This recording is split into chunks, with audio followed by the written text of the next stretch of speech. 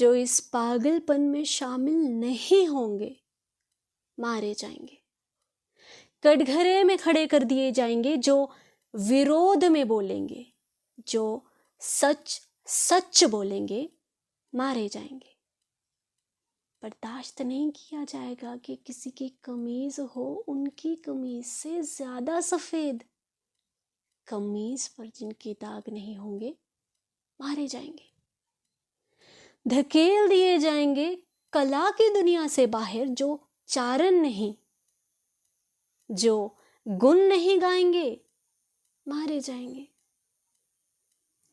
धर्म का ध्वज उठाए जो नहीं जाएंगे जुलूस में, धर्म का ध्वज उठाए जो नहीं जाएंगे जुलूस में, गोलियां भून डालेंगी, उन्हें काफिर करार दिए जाएंगे।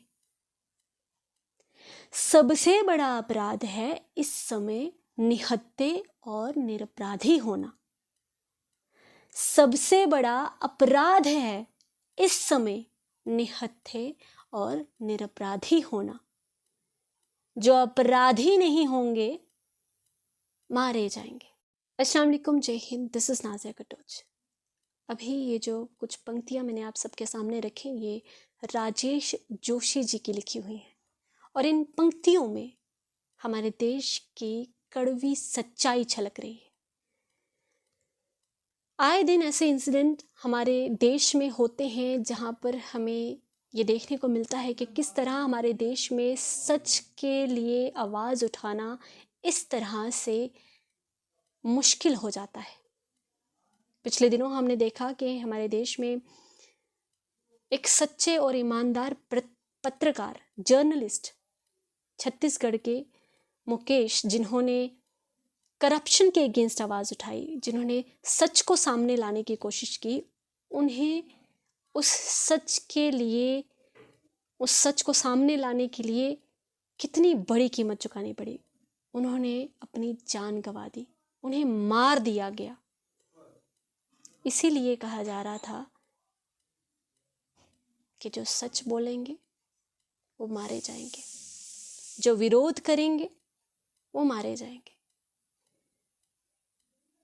हमारे देश में अलग अलग जगह प्रोटेस्ट किए जा रहे हैं, फिर चाहे वो बिहार में स्टूडेंट के द्वारा, एस्पिरेंट्स के द्वारा प्रोटेस्ट हो, तेलंगाना में एस्पिरेंट्स के द्वारा प्रोटेस्ट हो, या हमारे जम्मू कश्मीर में कटरा में सिविलियंस के द्वारा, लेबरर्स के द्वारा, शॉपकीपर्स के द्वारा, या वहाँ के निवासियों के द्वारा प्रोटेस्ट हो।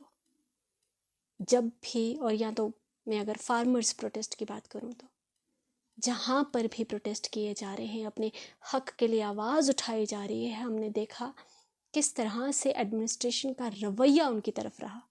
बिहार में हमने देखा स्टूडेंट्स पर लाठीचार्ज किया गया, उनके पीसफुल प्रोटेस्ट के जवाब में एडमिनिस्ट्रेशन लाठीचार्ज कर रही है उन पर।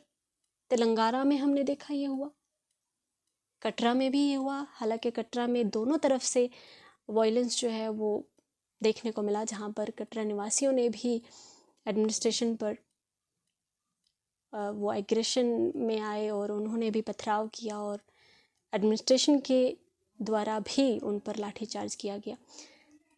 सवाल यहाँ ये है कि हर बार क्या अपने हक की बात करने के लिए, क्या अपने हक के लिए आवाज़ उठाने के लिए इसी तरह से लोगों को प्रताड़ित किया जाएगा?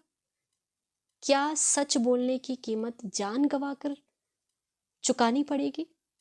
और कितनी बार? ये सिर्फ एक इंसिडेंट नहीं है। अगर मैं जर्नलिस्ट की भी बात करूं, पत्रकारों की बात करूं, ऐसे कई सारे जर्नलिस्ट हमारे देश में हुए जिन्होंने सच को सामने लाने की कोशिश की और इसी तरह से उन्हें प्रताड़ित किया गया, उन्हें कईयों को मार डाला गया, कईयों को धमकियां दी गई, कईयों को एक्सप्लॉइट किया गया। सच को सामने लाने की बहुत बड़ी कीमत जो है चुकानी पड़ती है, चुकानी पड़ रही है। कब तक? आप सबकी इन सब चीज़ों में क्या राय है, और क्यों जो हमारे प्रोटेस्टर्स होते हैं या हमारे ऐसे सच बोलने वाले लोग होते हैं, अपने हक के लिए आवाज़ उठाने वाले जो लोग होते हैं, क्यों उन्हें इंसाफ जो है वो नहीं दिया जाता, क्यों उनका अंजाम इस तरह से होता है?